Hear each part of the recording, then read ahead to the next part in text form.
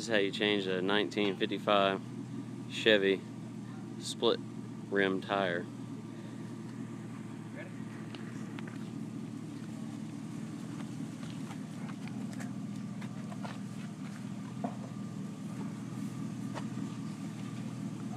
Make sure you get your valve stem in your hole centered.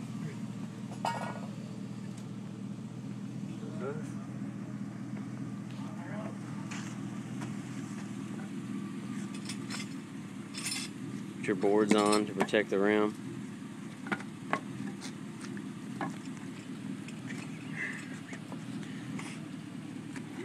Use this to stop the tire from sliding. This is the most important part.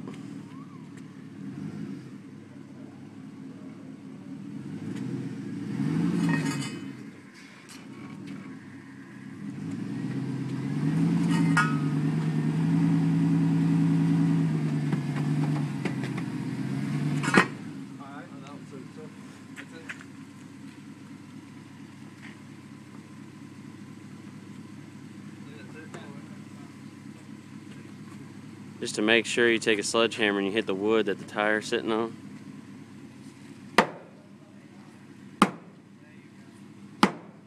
Alright. And then you back the truck off.